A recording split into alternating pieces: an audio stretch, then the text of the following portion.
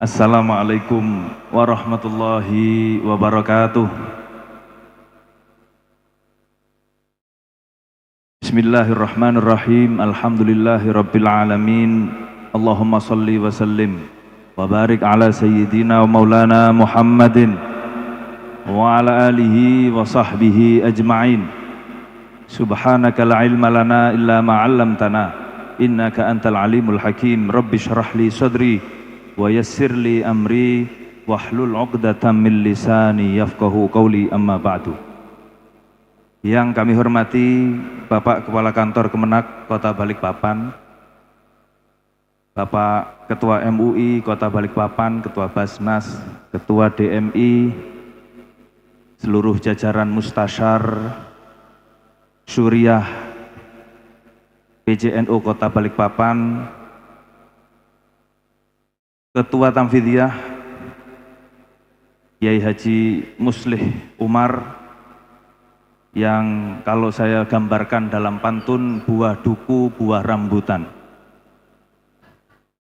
disantap di pinggir kali. NU Balikpapan mantap sekali.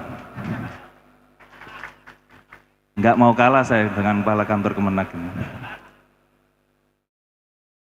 Seluruh jajaran Tamfidiyah, jajaran wakil ketua, sekretaris, wakil sekretaris, bendahara, wakil bendahara, segenap ketua-ketua lembaga dan seluruh jajarannya, pimpinan badan otonom, ketua PC Muslimat dan seluruh jajaran, ketua PC Fatayat, ketua Ansor, ketua Ibnu, IPBNU, JKH, Ishari, Masya Allah. Ini tadi saya melihat ada Ishari di Balikpapan. Mudah-mudahan tadi penampilan perdana, mudah-mudahan ini bisa bertahan. Meskipun yang berdiri tadi ada yang tidak tahan, ya. Tapi percayalah, kalau ini sudah dibiasakan, asam urat akan turun, kolesterol juga akan turun. Minimal turun dari paha ke betis.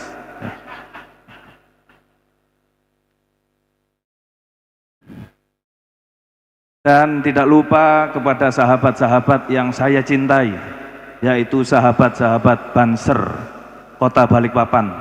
Tepuk tangan. Kenapa untuk Banser saya menggunakan kata cinta? Karena saya punya sejarah tersendiri dengan para Banser. Saya hutang nyawa dengan Banser. Saya dulu pernah mengalami satu kecelakaan jam 3 pagi di tol, Pak. Di mana tol itu lokasi saya kecelakaan, tidak ada rumah di sekitarnya. Tapi ketika kecelakaan itu jam 3 pagi, yang menolong saya satu orang. Dan itu tidak bawa mobil, nggak tahu datangnya dari mana. Yang saya tahu dan yang saya ingat adalah dia pakai jaket Banser. Ini Banser gaib atau misterius, nggak tahu saya. Dari situ saya yakin tidak hanya di dunia, nanti di akhirat pun akan ada Banser, insya Allah. Dan Banser ini pasti dicintai oleh istrinya. Karena kalau pulang itu tidak hanya bawa berkat, tapi istrinya yakin Banser itu berdirinya paling tahan lama. Sepakat, Guru? Jadi yang belum jadi Banser silahkan ikut di Klatsar. Ada yang sudah umur 64, Bu. Itu pasti istrinya masih senyum-senyum itu. Luar biasa. Apalagi yang masih muda-muda. Jadi kalau mau cari mantu, Bu, jangan tanya pekerjaan, Banser apa enggak gitu. Insya Allah anaknya bahagia. Aman ya? Semakin banyak mudah-mudahan Banser ada di Kota Balikpapan ini.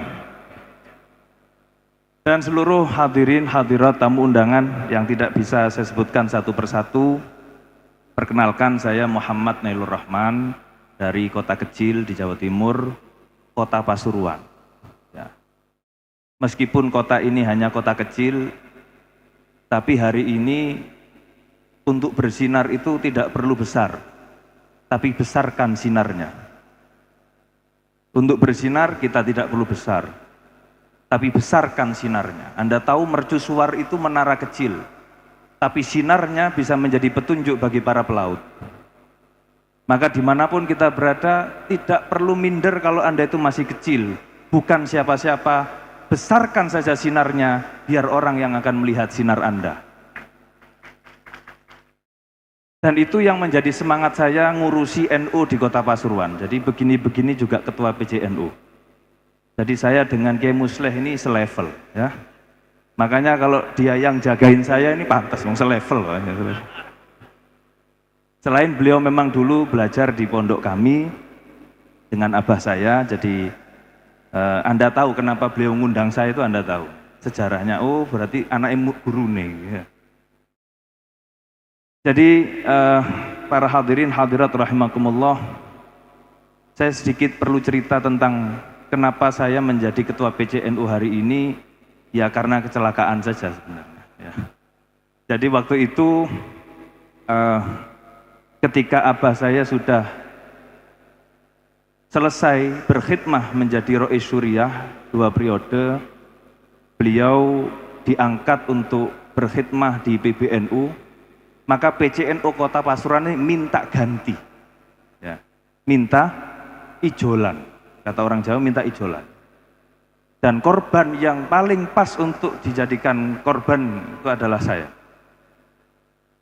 Dan itu sudah menjadi titah dari abah saya yang tidak bisa saya tolak. Ini hebat benar pengurus-pengurus NU ini. Nembusinya langsung ke abah, bukan ke saya.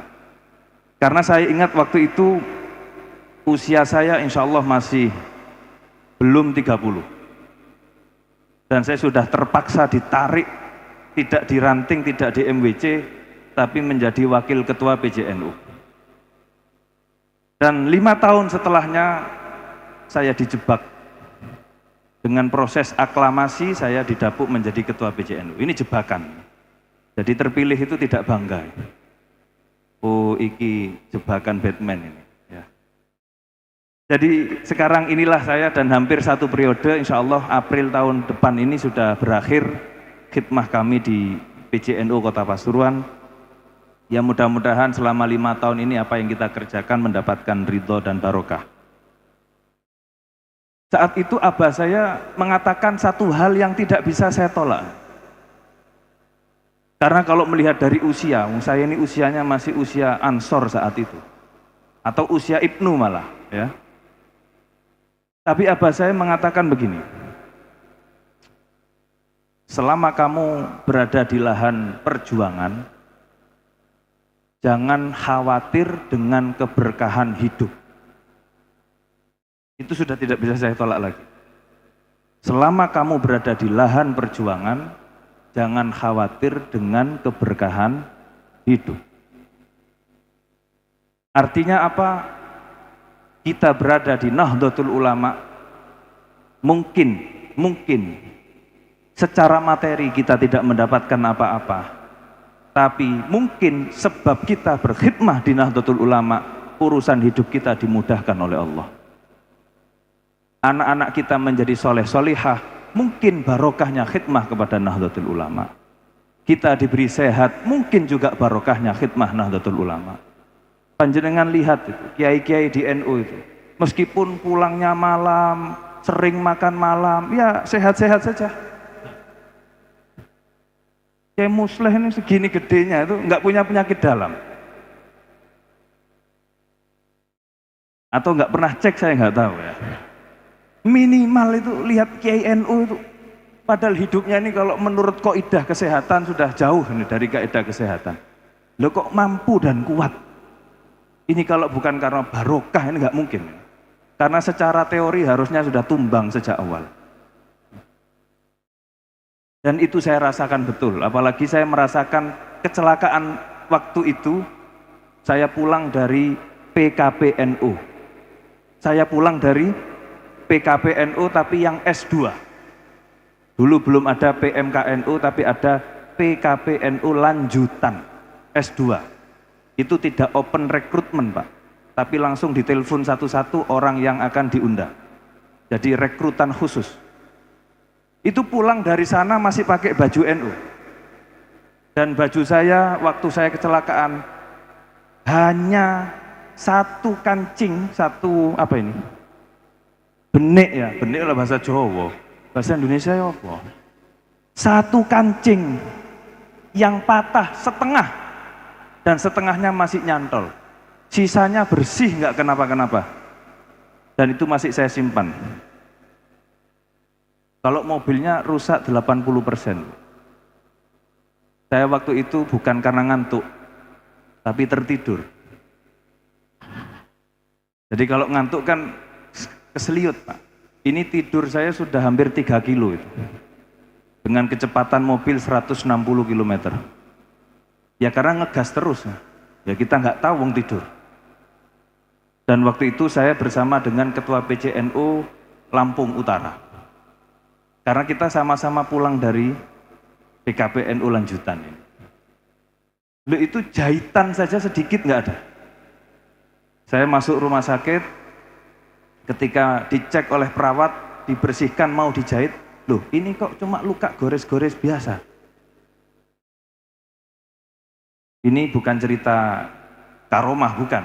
Tapi ini karomahnya NU, bukan saya yang karomah. Baju itu sampai sekarang masih ada, jangan disobek-sobek ke kiswah loh ya. Nanti diguntingi sama orang. Mahal sedikit itu, agak mahal.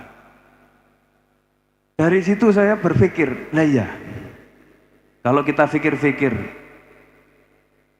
berkhidmah di NU itu,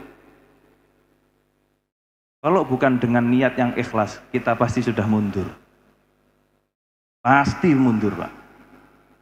Betul apa tidak? Makanya di NU itu, yang harus kita miliki adalah mental kaya. Mental kaya. Jadi kaya itu urusannya dengan mental, bukan urusan dengan tabungan. Orang yang bermental kaya akan mudah memberi, tidak mudah meminta-minta. Itu mental kaya. Mudah memberi, tidak mudah meminta-minta. Dan ini bisa dilakukan oleh siapapun meskipun rekeningnya sedikit jumlahnya. Anda lihat orang-orang yang meskipun dirinya masih butuh dengan uang, tapi mereka masih mau mensodakohkan uangnya untuk orang lain. Itu orang-orang yang bermental kaya. Makanya kalau Lazisnu datang, ya jangan nunggu rekeningnya banyak dulu baru nyumbang, Pak. Sumbangkan dulu. Ibarat mancing itu semakin besar umpannya, insya Allah semakin besar hasilnya. Kalau hasilnya tidak keluar di sini, percayalah akan keluar di sana. Jangan ditagih di sini terus. Ini saya mancing-mancing kok nggak hasil-hasil ini. Yang kedua, mental kaya itu mudah membantu, tidak mudah mengeluh. Itu mental kaya. Dan pengurus NU harus punya mental kaya. Kalau kayanya belum tentu. Belum tentu ya. Jadi jangan berharap kaya, tapi mental kaya. Dan orang yang bermental kaya itulah yang kaya di sisi Allah. Mereka yang hanya kaya dengan angka tapi rakus setengah mati, itu miskin di sisi Allah. Makanya kalau kita di NU ini, Pak, Bu, kalau tidak menata niat dengan baik, Anda akan capek, lelah, dan kecewa, tidak ada hasil apa-apa. Tapi kalau kita sudah menata niat, maka apapun yang keluar dari diri kita, keringat kita, pikiran kita, uang kita, tenaga kita, untuk Nahdlatul Ulama, tidak akan sia-sia. Dan saya yakin itu. Saya sangat yakin. Itulah mengapa Nahdlatul Ulama ini adalah sebuah wadah. Bagi saya pribadi, NU itu adalah wadah untuk dandani awak. Nah, bahasa Jawa nih. Dandani awak. Jadi kalau saya dulu ditarik ke NU, itu bukan tambah bahagia, Pak. Yang saya pikirkan, saya harus punya argumentasi yang kuat kenapa saya berkhidmah di NU. Maka saya mencari-cari ini, motivasi, mencari alasan kenapa saya berkhidmah di NU. Sama dengan kita ini, alhamdulillah sudah Islam. Tapi apakah ketika sudah Islam berhenti tidak belajar tentang Islam? Ketika kita sudah Islam, tugas kita adalah belajar tentang Islam. Ketika kita sudah masuk menjadi pengurus NU dan Banomnya, maka tugas kita adalah belajar tentang NU dan Banomnya. Maka saat itu saya menemukan satu potongan kalimat yang ditulis oleh almarhum Kiai Haji Muhid Muzadi, kakak dari Kiai Haji Hashim Muzadi, mantan ketua umum PBNU. Di dalam buku kecilnya itu, tipis sekali, dan ini mungkin sudah tidak dijual di toko ini bukunya. Beliau mengatakan gabung di NU itu niatnya dandani awak, memperbaiki diri. Saya kemudian dari situ berpikir, iya, kita ini dalam hidup pasti butuh tuntunan. Kita tidak bisa bergerak tanpa arah. Pertanyaannya adalah, kita mengikuti arahnya siapa? Kita itu mengikuti tuntunannya siapa? Maka dari situ saya berpikir, ternyata dengan gabung di Nahdlatul Ulama, saya bisa mendapatkan tuntunan. Sehingga saya ini akan dituntun, dibimbing. Jadi bukan kita melete itu gaya, apa gaya itu? Sok-sokan, wah sudah jadi pengurus NU lah, sudah dihormati banyak orang. Tidak, justru kita cemas. Ini kalau cuma jadi pengurus saja, masuk SK saja, ini ngapain? Makanya tadi itu, kalau enggak ikut PDPKPNU sikat aja. PAW, koyok DPR ya PAW ya. Dari situ saya belajar tentang Nahdlatul Ulama, dan saya melihat ternyata memang kita ini kalau hidup tidak punya tuntunan, tidak memiliki teladan, maka kita akan kehilangan arah. Oleh karena itu saya pribadi meniatkan khidmah di NU itu sebagai wadah kesempatan untuk dandani awak, memperbaiki diri saya sendiri. Saya tidak berani untuk mengatakan saya ingin membesarkan Nahdlatul Ulama. NU itu sudah besar tanpa saya. NU itu sudah keramat tanpa saya. Wong NU itu diinjek-injek puluhan tahun, ya masih hidup kok. Puluhan tahun Pak diinjek-injek. Ini kita sedang bicara hari santri. Diinjak-injak puluhan tahun itu masih hidup Pak. Yang injek bukan orang loh, bukan orang biasa. Orang top. Ya, Anda tahulah sejarahnya. Itu saja masih hidup. Dan yang lebih hebat lagi, sudah tahu begitukan, NU itu tetap setia kepada NKRI. Makanya ini mental yang luar biasa. Makanya orang NU itu punya kedewasaan, punya kearifan, punya kebijaksanaan. Ini yang saya tahu. Ini tidak merendahkan ormas Islam yang lain, tapi ini yang saya rasakan dalam proses saya di Nahdlatul Ulama. Saya nggak akan memberi wejangan-wejangan macam-macam kepada panjenengan. Ini kelas Ansor kok ngasih nasihat kepada masyayikh ini kan nggak pantas. Saya di sini hanya ingin cerita-cerita saja, testimoni saja. Oleh karena itu, mari kita tekadkan bulat bahwa khidmah di NU itu bukan untuk membesarkan NU. Kalau jenengan tinggal terus NU-nya mati, enggak. Jangan kepedean. NU enggak sampean urus, tetap hidup. Tapi ini justru keuntungannya bagi kita. Kalau saya bergabung di Nahdlatul Ulama, saya akan bertemu dengan banyak pembimbing, banyak teladan, banyak tuntunan. Itulah kemudian yang mendorong saya terus meluangkan semua yang saya miliki untuk Nahdlatul Ulama. Para hadirin hadirat ma'asyiral muslimin wal muslimat rahimakumullah. Di hari santri seperti ini ada 3 kata kunci penting. Pertama, peringatan hari santri, kita harus bisa memaknai makna santri. Siapakah santri? Maka kalau boleh saya simpulkan, santri itu bukan pakaian, tapi santri adalah perilaku. Santri bukanlah penampilan saja, tapi santri adalah mental. Maka siapapun bisa menjadi santri asal perilakunya dan mentalnya sesuai dengan apa itu tuntunannya para kiai. Oleh karena itu, menjadi santri memang yang umum harus mondok. Tapi bagi yang sudah telat-telat kan nggak sempat mondok, Anda bisa tetap menjadi santri. Dengan cara apa? Dengan cara menyesuaikan perilaku kita, menyesuaikan mental kita, yaitu mental berkhidmah kepada para ulama.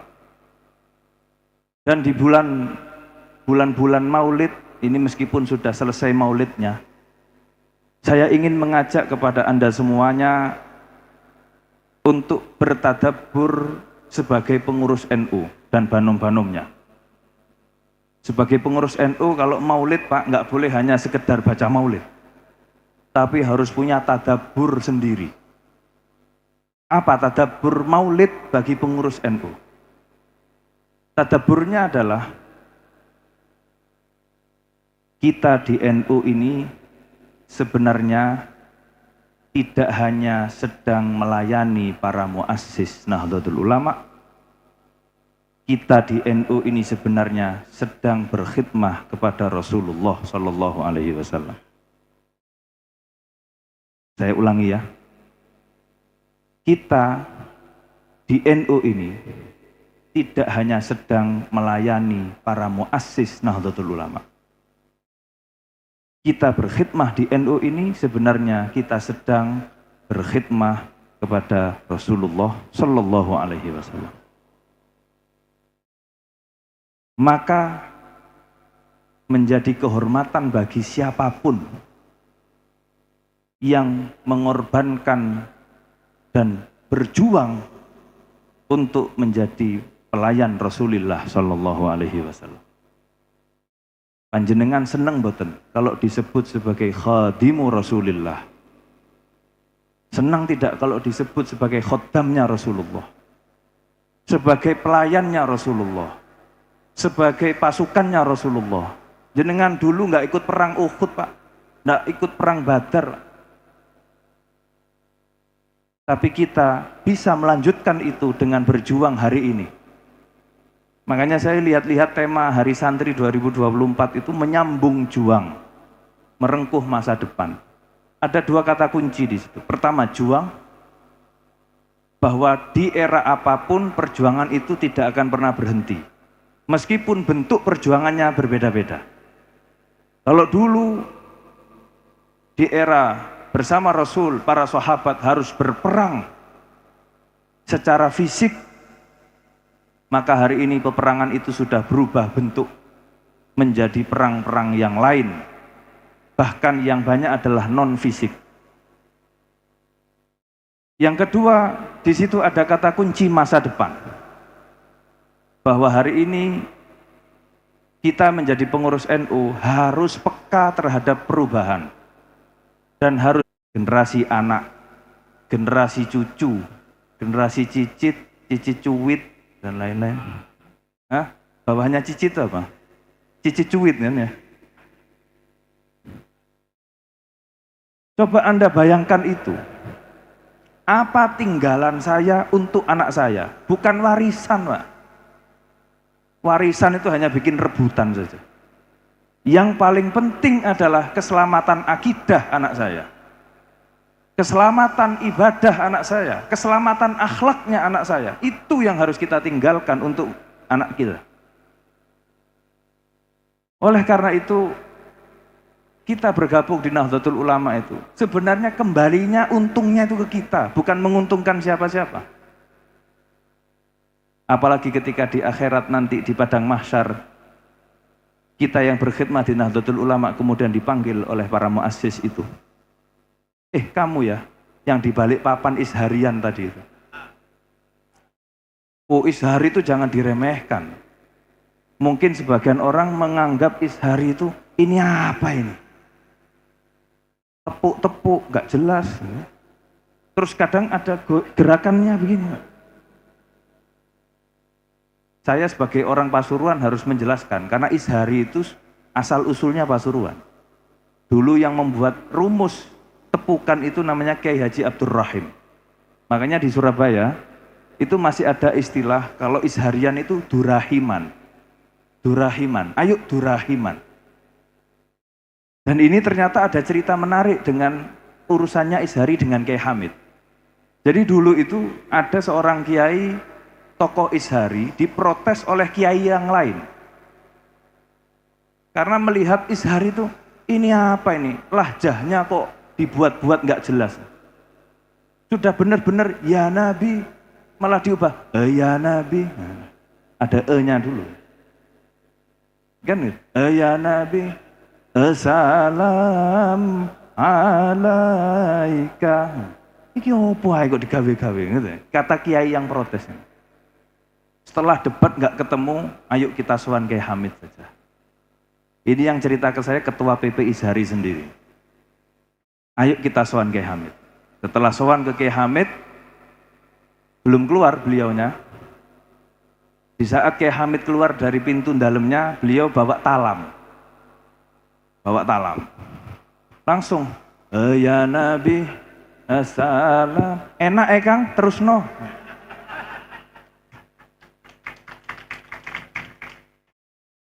Jadi dulu itu masyarakat itu lihat kiai saja sudah jadi dalil. Nggak tahu kalau kiai sekarang bisa jadi dalil nggak? Bedanya kiai dulu dengan sekarang ya. Dulu masyarakat nggak perlu lihat kitab apa, lihat kiainya. Oh begitu boleh, berarti boleh. Kalau sekarang agak meragukan. Ada yang aneh-aneh juga. Dan ishari itu dengan lekukan melodi dan lekukan gerakan. Kalau yang tadi itu aromanya kayak Madura, Bangkalanan. Kalau yang Jawa atau yang Pasuruan itu ada gerakan tangan. Ini, Pak. Loh itu ternyata ada rumusnya. Gini itu Muhammad. Kalau begini tuh, kalau yang begini, nah, naik turun itu Allah. Jadi ada filosofinya, bukan ini goyang-goyang apa kok nggak jelas itu. Oleh karena itu yang sudah istiqomah di ishari, teruskan. Dan kalau bisa turunkan kepada yang muda-muda. Di Malang itu ada satu kecamatan namanya Jabung. Ada yang dari Malang di sini? Jabung. Nggih, jenengan semerap Jabung. Arah ke Tumpang. Jabung itu terkenal isharinya anak-anak SMA. Jadi kalau tampil itu pakai seragam abu-abu, isharian. Keren sekali. Keren sekali. Dan kalau ada yang protes, saya tinggal bilang, ishari itu adalah ekspresi cinta kepada Rasulullah Shallallahu Alaihi Wasallam. Namanya cinta itu ekspresinya memang macam-macam. Orang ngopi saja kalau kopinya enak, geleng-geleng kok. Masa sholawatan nggak boleh geleng-geleng? Gitu Kiai. Jadi itu ekspresi cinta dan nggak boleh disalahkan. Namanya orang cinta. Makanya kalau jenengan dengar tadi ishari itu, jenengan dengarkan dengan hati, maka jenengan bisa menikmati seperti lagu instrumen. Ya, pelan, membawa kondisi hati kita menjadi tenang. Tapi kalau nggak menikmati ya jadinya, kok nggak selesai ya. Gitu. Kok lama ya? Ya. Kalau tadi itu Pak, di Pasuruan, itu paling sebentar itu. Ada dulu almarhum Kiai Mat Nadhif. Masya Allah. Itu kalau sudah ishari, lupa. Lupa kalau sedang banyak orang. 1 jam Pak. Jadi itu sudah makom istighraq. Kalau dalam tasawuf, itu sudah istighraq. Ketika ishari, tenggelam sudah nggak ngurus orang. Padahal ada kiai sepuh, ada siapa ini. Itu levelnya sudah istighraq. Makanya tadi itu yang di depan istighraq, yang di belakang Pak, rasan-rasan. Kok gak mari-mari? Masya Allah. Nggih. Tapi setelah ini mudah-mudahan sudah nggak ada yang rasan-rasan lagi. Kalau perlu ikut goyang nggak apa-apa. Ya, jadi itu para hadirin hadirat rahimakumullah. Banyak hal menarik yang sebenarnya bisa kita dapatkan selama kita berada di Nahdlatul Ulama. Tinggal tugas kita hari ini, tugas pengurus hari ini adalah bagaimana kita belajar tentang Nahdlatul Ulama. Yang sudah ikut PKPNU, saya ingatkan, jangan kepedean. 3 hari kok merasa paling paham itu hanya pintu pembuka saja. Oke. Jangan setelah PKPNU 3 hari seperti paling paham NU. Tapi harus terus ngaji tentang NU. Karena NU itu sebuah bahrul ilm, lautan ilmu yang di dalamnya banyak sekali yang harus kita selami. Saya ini ikut pengkaderan berkali-kali. PKPNU sudah, MKNU sudah, PKPNU lanjutan sudah, PKL Ansor itu sudah saya pernah. Yang belum di Klatsar itu saya belum. PMKNU setelah ini kita akan adakan. Kalau AKN syaratnya berat dari Gus Ketum itu. Harus punya TOEFL 650. Kalau mau ikut AKN, Akademi Kepemimpinan Nasional, ini kaderisasi tertinggi di PBNU era Gus Yahya. Itu salah satu syaratnya harus menguasai bahasa Inggris, TOEFL-nya 650. Ada yang mau daftar di sini? Itu nanti dosen-dosennya atau instrukturnya sudah luar negeri semua. Ya seperti diklatnya para menteri kemarin itulah. Didatangkan mentor-mentor internasional. Di PBNU, AKN itu nanti begitu. Dan selain memiliki kemampuan bahasa Inggris yang cukup tinggi, juga diutamakan yang memiliki kemampuan bahasa Arab. Jadi nanti lulusan AKN itu sudah nggak cocok kalau diundang ke Balikpapan saja nggak cocok juga. Makanya karena saya belum AKN masih mau datang ke sini. Kalau sudah AKN sudah nggak level ini ya. Para hadirin hadirat rahimakumullah, sebagai penutup, sudah malam ini. Lanjut. Nanti Pak, lagi nanti ya. Ngundang lagi ke sini. Ada satu pesan penting dari Kiai Haji Ali Maksum, Krapyak Jogja. Beliau ini pernah jadi Rois Am tahun 1980 sampai 1984 sebelum Muktamar Situbondo. Beliau berpesan begini, apapun kondisinya, ini bukan pesan persisnya ya, tapi saya terjemahkan dengan bahasa saya sendiri. Apapun kondisinya, apapun yang dilalui oleh Nahdlatul Ulama dalam sejarah perjalanan bangsa ini, NU harus terus andil dalam membangun Indonesia. Harus terus andil dalam membangun Indonesia. Oleh karena itu, kita harus punya prinsip dimanapun saya berada, saya akan melanjutkan perjuangan Nahdlatul Ulama dengan cara mengalirkan kemanfaatan sesuai dengan bidang dan profesi saya masing-masing. Dan itu semuanya saya tujukan dengan niat melayani Rasulullah Shallallahu Alaihi Wasallam. Karena apa yang diperjuangkan oleh Nahdlatul Ulama itu adalah Islam yang paling mendekati dengan ajarannya Rasulullah Shallallahu Alaihi Wasallam, yaitu manhaj ahlus sunnah wal jamaah. Jadi sebelum berdirinya NU, Bapak Ibu, manhaj ahlus sunnah wal jamaah itu sudah disepakati oleh mayoritas ulama sepanjang masa.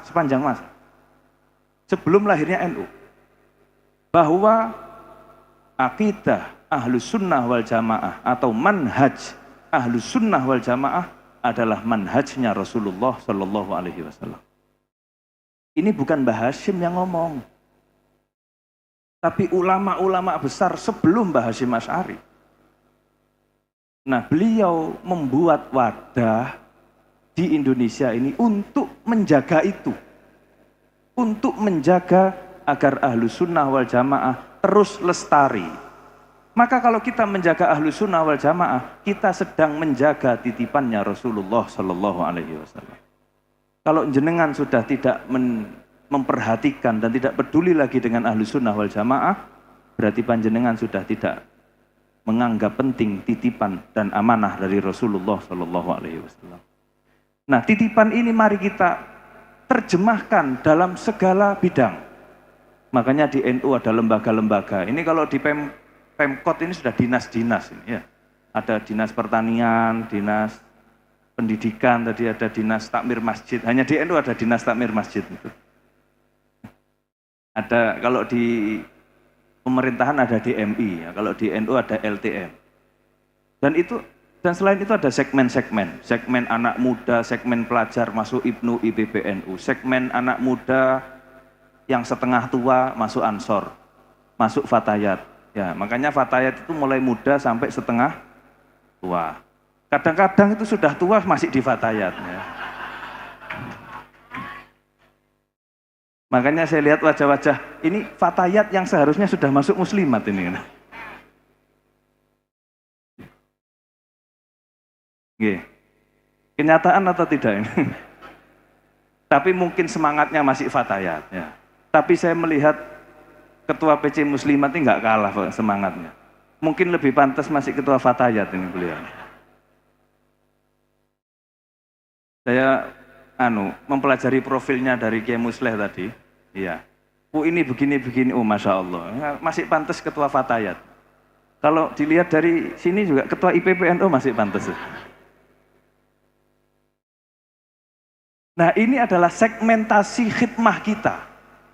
Yang Fatayat, ayo jaga ibu-ibu muda supaya akidahnya selamat, supaya pendidikan untuk anak-anaknya benar, ibadahnya benar. Ini ibu-ibu muda nih, segmennya Fatayat. Kalau yang sudah tidak muda, ya segmennya muslimat. Saya nggak ngomong tua loh ya, sudah tidak muda. Bahasa lain ya. Itulah uniknya di NU, kita belajar balaghah dan mantek. Nyindir yang nggak menyakiti, kira-kira gitu. Kalau musuh santri begitu Pak, lawan santri itu kita punya banyak cara untuk nyikat tapi nggak sampai merasa kesenggol itu yang disikat. Baik, saya kembali ke tadi, jadi mohon ibu-ibu Fatayat, kalau saya di Kota Pasuruan, saya dorong ibu-ibu Fatayat itu untuk masuk ke masjid-masjid perumahan. Oke.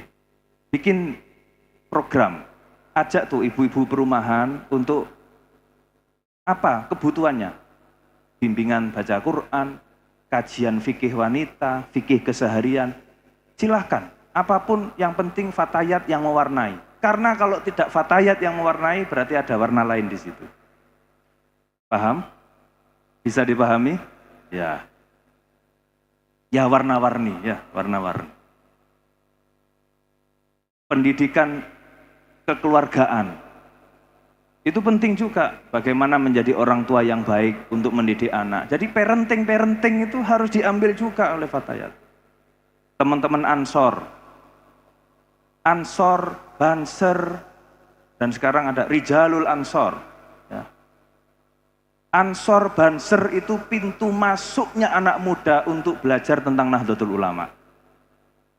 Maka di Ansor dan Banser itu siapapun yang masuk terima, meskipun mulai ujung rambut sampai ujung kaki tatuan semua, terima Mas. Karena Ansor itu pintu masuk. Namanya pintu masuk ya yang masuk bisa macam-macam. Bukan yang langsung soleh yang masuk. Ya yang belajar kepingin jadi soleh yang masuk. Yang mau jadi banser, enggak apa-apa masuk.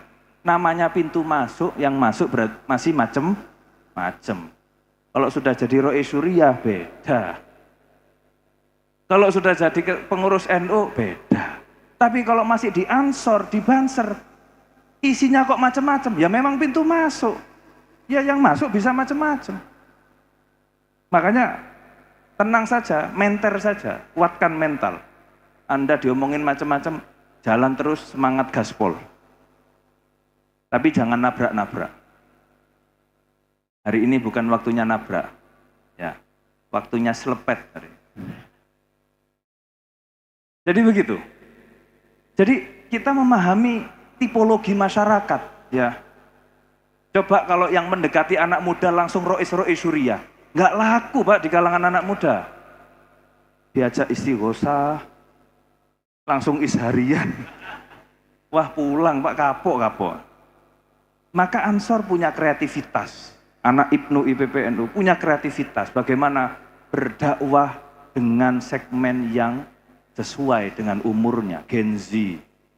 Ini tantangan masa depan. Jadi yang kita dakwahkan sama dengan apa yang diimpikan oleh Rasulullah Shallallahu Alaihi Wasallam.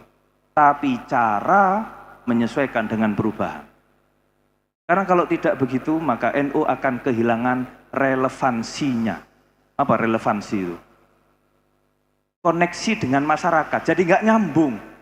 NU-nya ada, masyarakatnya ada, tapi nggak nyambung ini.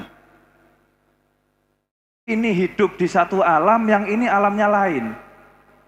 Tidak bisa saling memahami. Nah untuk apa gitu terus? Kita ini jam'iyah, diniyah, ijtimaiyah. Jangan lupa, ada diniyah, ada ijtimaiyah. Oleh karena itu monggo yang semangat belajar tentang Nahdlatul Ulama. Karena kalau kita belajar tentang Nahdlatul Ulama, kita tidak hanya belajar tentang organisasi, Pak.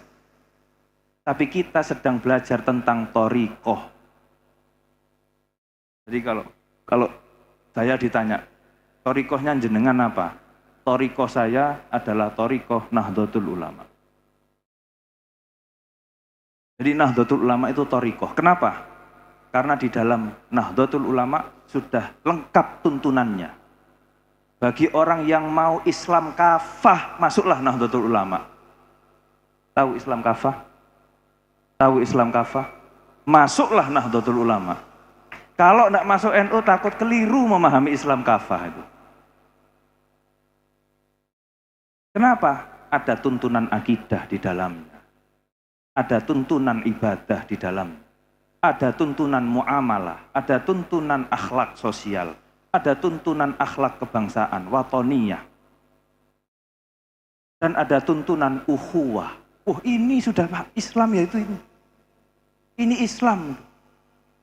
Makanya tergantung, kita ini memahami Islam dari pintu yang mana. Itu akan mempengaruhi cara berpikir kita. Cara berpikir kita sangat dipengaruhi oleh kita belajarnya dari mana dan dari siapa. Makanya jangan sampai salah channel YouTube dan jangan sampai salah gabung grup WA. Wallahul muwaffiq ila aqwamit thoriq. Wassalamualaikum warahmatullahi wabarakatuh.